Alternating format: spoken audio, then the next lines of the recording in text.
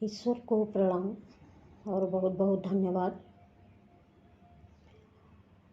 जैसा कि हम सभी लोग जानते हैं कि शिव को अर्धनारीश्वर बोला जाता है। आधा भाग शिव और आधा भाग शक्ति का। उसी परम ब्रह्म की ऊर्जा प्रत्येक प्राणी के अंदर विद्यमान होती है। ऐसे में सबसे चैतन्य प्राणी मनुष्य होता है।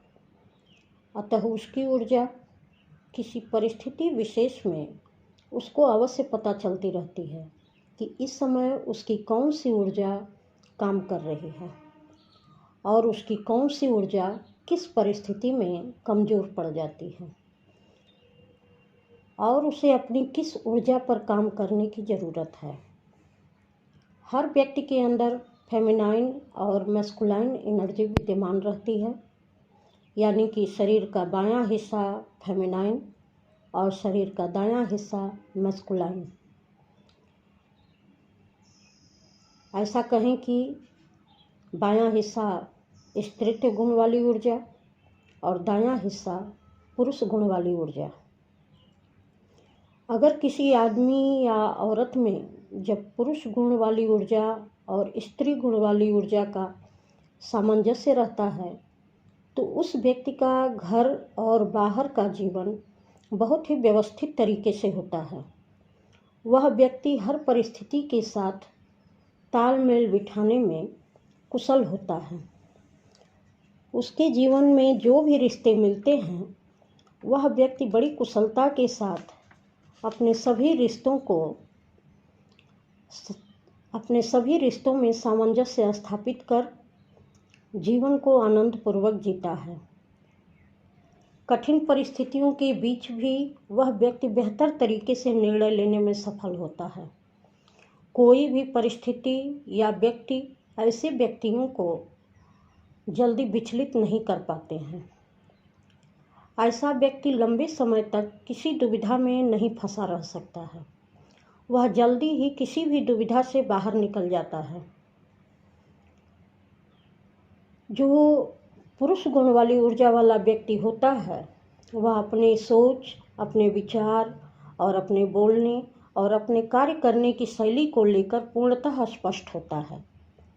ऐसे व्यक्ति में उदारता, करुणा, दया के भाव तो स्पष्ट रूप से दिखाई देते ही हैं। वहीं एक मजबूत निर्णय, कार्य को पूर्णता तक ले जाने की लगन और अपने लक्ष्यों को प्राप्त करने का एक जुनून भी दिखाई देता है। जहाँ दिल से निर्णय लेने की ज़रूरत होती है ऐसे व्यक्ति वहाँ पूरी संवेदनशीलता के साथ निर्णय लेता है और जहाँ दिमाग से निर्णय लेने की ज़रूरत होती है वहाँ उस व्यक्ति के निर्णय में कठोर अनुशासन भी दिखाई पड़ता है। अतः एक संवेदनशील, व्यवस्थित और अनुशासन प्रिय और समय के साथ सही और कठोर निर्णय लेने वाला व्यक्ति इसमें स्त्रीत्व और पुरुषत्व दोनों ही ऊर्जाओं का समान संयोग रहता है। अगर कोई व्यक्ति निर्णय लेते वक्त किसी भी व्यक्ति से बात करते वक्त अपने बाएं कंधे की तरफ अपना सिर घुमा लेता है तो समझिए कि उस व्यक्ति की फेमिनाइन एनर्जी ज़्यादा एक्टिव है। और अगर कोई व्यक्ति किसी भी फैसले को लेते समय या बात करते समय अपनी आँखें और अपना चेहरा दाईं तरफ घुमा लेता है तो उस व्यक्ति के अंदर मैस्कुलाइन एनर्जी ज़्यादा एक्टिव है। अब देखते हैं कि इनके लिए गए फैसले पर उसका क्या प्रभाव दिखाई पड़ता है। जो व्यक्ति बाईं तरफ गर्दन या आँख घुमाकर फैसले लेता है वह संवेदनशीलता और भावुकता से भरा होता है। अतः समय और परिस्थितियों के साथ ही यह व्यक्ति शीघ्र अपने फैसले में बदलाव कर सकता है।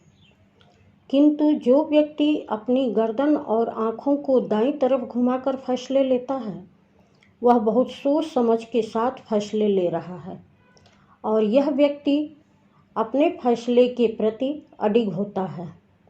इसका फैसला जल्दी कोई बदल नहीं सकता।